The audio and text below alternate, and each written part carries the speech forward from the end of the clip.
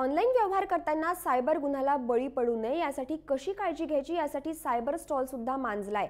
याबाबतचा आढावा घेतलाय आमचे प्रतिनिधी विशाल सिंग यांनी।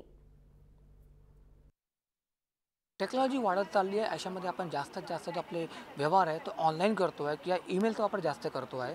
पण ह्याच्यामध्ये सायबर क्राईम वाढत चाललं आहे, ते आपण कसा ओळखावा, आपल्याला जे ईमेल येतात, जे मेसेज येतात, ते आपण कसा ओळखावा ह्याच्यावर आपण बोलूया पवाराबद्दल। नेमकं सांगा, हे आपण जे दाखवणार डेमो, तो डेमो काय आहे? आपल्या जे ईमेल वगैरे येतात, नेमकं ते चुकी ईमेल असतात, आपल्याला फसवणूक करणारे असतात, ते ईमेल कसे असतात?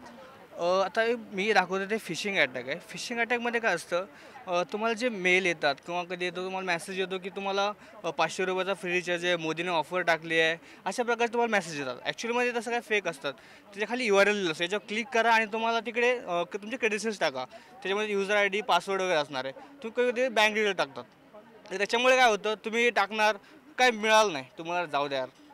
पण ॲक्च्युअलमध्ये तुमचा डेटा आहे तो कोणतरी थेफ्ट करत असतो। ज्यावेळेस आपण एखादं बँकेची वेबसाईट SBI.com, ओके, तर तिकडे आहे ना, आपण ते लोक त्याचा डोमेन असतो प्रत्येकाला, ते डोमेन विकत घेऊ शकत नाहीत। Facebook.com ते डोमेन विकत घेऊ शकत नाहीत। ते लोक काय करतात, ॲक्च्युअली जे फेसबुक रजिस्टर केले डोमेन ते घेऊ शकत नाहीत। त्यावेळेस ते फेसबुक जे $0 आहे तिकडे $0 टाकणार, म्हणजे थोडंफार चेंज करणार। ते आपण जे URL चेक केले पाहिजेत, अशा प्रकारे आपण ते ओळखू शकतो।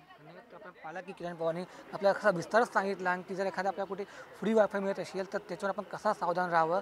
जर आपण सावधान नाही राहिलं तर तुमची पूर्ण डिटेल त्याच्याकडे जाईल, आणि त्या डिटेलच्या माध्यमातून तो तुम्हाला एक मोठी फसवणूक करू शकतो। त्या म्हणजेच विशाल सिंग, जय महाराष्ट्र, मुंबई।